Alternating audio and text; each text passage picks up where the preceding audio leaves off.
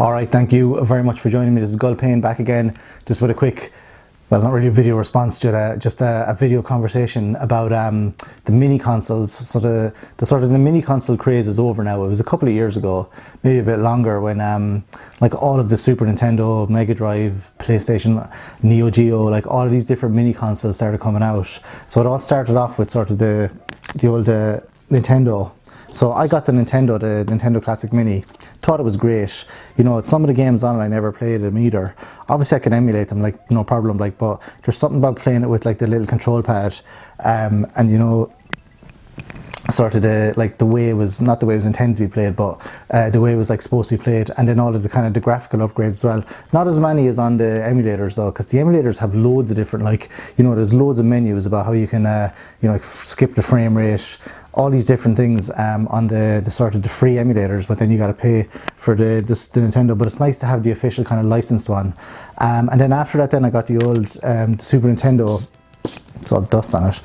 I gotta get one of those dust sleeves first. The Super Nintendo Classic Mini. Now this one was really good. Now I'm not a huge fan of the Nintendo Entertainment System because I don't really like the games on it. But the Super Nintendo, I love the games on it. Particularly the ones that came with this. Like I got a chance to play, like, haven't played Earthbound in years, like maybe like 5 or 6 years.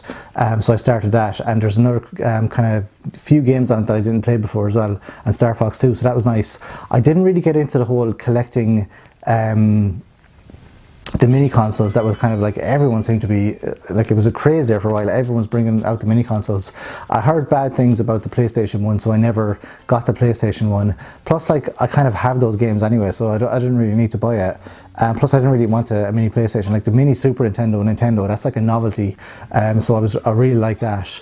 The Mega Drive one, I kind of got burned because somebody got me an At Games Mega Drive, and it was like so bad. The build quality was awful. The remote controls, you had to, like, you know, point them at the console and all that. They were those sort of infrared things, and the sound was horrific. Like, I heard At Games were making the Mega Drive Mini as well, and I was like, well, I'm staying away from that. The Commodore 64 one, I didn't really have any nostalgia for the Commodore 64 or the Neo Geo, or even the little arcade ones that were out as well. So yeah, so it wasn't really the same. The TurboGrafx 16, maybe I would have picked that up, but I heard nothing about it. It probably came out so later than the Super Nintendo and Nintendo that kind of everyone forgot about it, but I don't remember, or maybe it wasn't released in Europe, I'm not sure, but I don't remember that at all. But I really like the mini consoles, but I wish they would. I understand that they can't have a lot of the games because of the licenses. Like, a lot of the third-party publishers or the third-party manufacturers probably wouldn't allow their games to be on it, or they might be charging more than Nintendo or Sega are willing to pay and all that. But I understand that, like, but I still think they should have a way where you can download the ROMs and put them in yourself without having to send it off to someone on eBay or something like that. But I'm sure there's like a thing you can do anyway. But I'd rather have mine, you know, just the way the manufacturer intended it to be. Yeah, so that's my opinion on mini consoles. I like the Nintendo ones, so the 2 Nintendo ones, and if there's a Nintendo 64 one, I'll buy that as well. But for some reason, I'm just not gravitating towards any of the rest of them. Like the PlayStation, no, I didn't want it at all.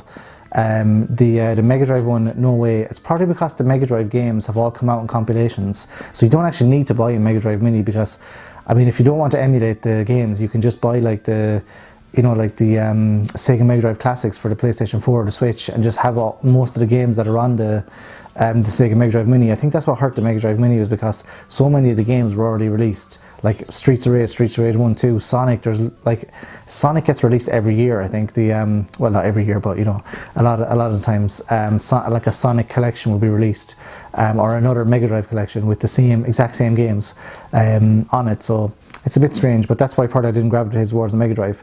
The TurboGrafx 16 I probably would check out, just because I've never played one, and I've never really played any of the games on it either.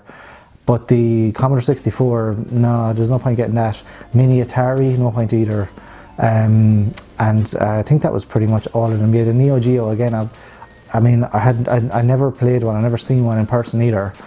So I don't really have any nostalgia for it. But then again, I don't really have any nostalgia for Nintendo Entertainment System or Super Nintendo either, because I never had them when I was younger. So they're just kind of, I don't know, maybe it's just like Nintendo I don't know, you kind of trust Nintendo at the moment with, you know, the things they're doing with the Switch, you know, the really good quality, and it's the Super Nintendo and the NES Classic are from Nintendo as well, so I don't know, maybe it's the brand name. Nintendo's after the whole debacle with the Wii U, I think they're coming back to be known as kind of a, you know, like a really good hardware developer. But yeah, so that's my thoughts. So what do you think of the mini consoles? Are you completely out of the mini console, kind of, I don't know what you call it, the fever that happened there a while ago, where everyone's like, oh, mini consoles. The fact that, you know, the HDMI aspect of them, that you can hook them up to your TV way easier than the original systems. So I'd love to hear your thoughts in the comment section. So I'm looking forward to reading your comments if anyone does leave a comment. So thank you very much for watching, and I will see you in the next video. Adios.